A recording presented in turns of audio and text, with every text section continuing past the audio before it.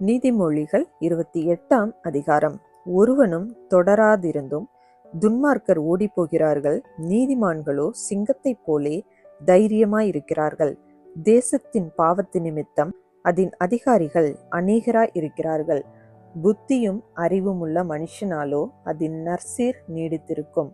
ஏழைகளை ஒடுக்குகிற தரித்திரன் ஆகாரம் விளையாதபடி வெள்ளமாய் அடித்து கொண்டு போகிற மலையைப் போல் இருக்கிறான்.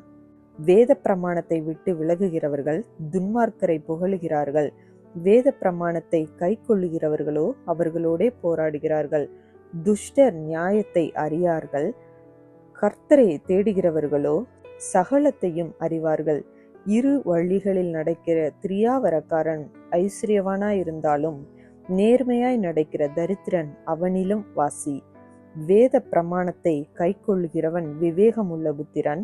போஜன பிரியனுக்கு தோழனாயிருக்கிறவனோ தன் தகப்பனை அவமானப்படுத்துகிறான்.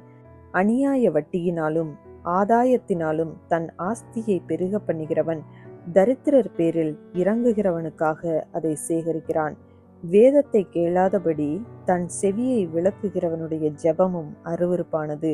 உத்தமர்களை மோசப்படுத்தி பொல்லாத வழியிலே நடத்துகிறவன் தான் வெட்டின குழியில் தானே விழுவான். உத்தமர்களோ நன்மையை சுதந்திரிப்பார்கள். ஐஸ்வர்யவான் தன் பார்வைக்கு ஞானவான், புத்தியுள்ள தரித்திரனோ அவனை பரிசோதிக்கிறான். நீதிமான் களி கூறும்போது மகா கொண்டாட்டம் உண்டாகும். துன்மார்க்கர் எழும்பும்போதோ மனுஷர் மறைந்து கொள்கிறார்கள். தன் பாவங்களை மறைக்கிறவன் வாழ்வடைய மாட்டான். அவைகளை அறிக்கை செய்து விட்டு விடுகிறவனோ இரக்கம் பெறுவான். எப்பொழுதும் பயந்திருக்கிறவன் பாக்கியவான். தன் இருதயத்தை கடினப்படுத்துகிறவனோ தீங்கில் விழுவான்.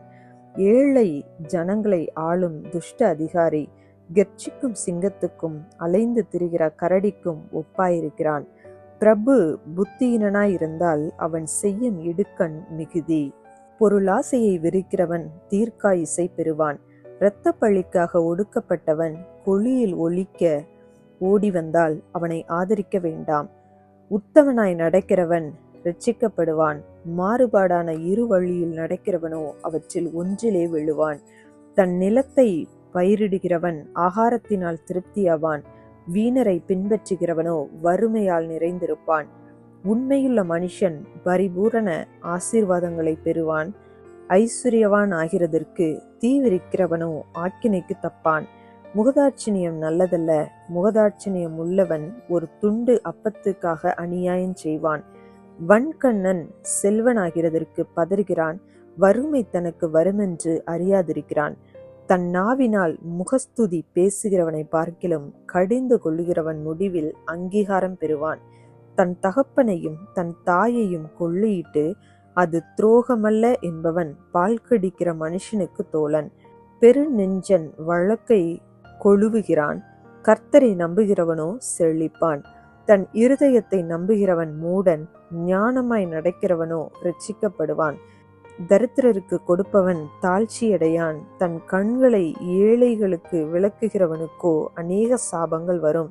துன்மார்க்கர் எழும்பும்போது மனுஷர் மறைந்து கொள்கிறார்கள். அவர்கள் அழியும் போதோ நீதிமான்கள் பெருகுகிறார்கள். இந்த வீடியோ உங்களுக்கு பிடித்திருந்தால் லைக் பண்ணுங்கள், உங்கள் ஃப்ரெண்ட்ஸுக்கு ஷேர் பண்ணுங்கள்.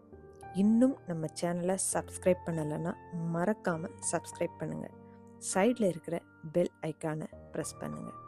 மீண்டும் சந்திப்போம். நன்றி.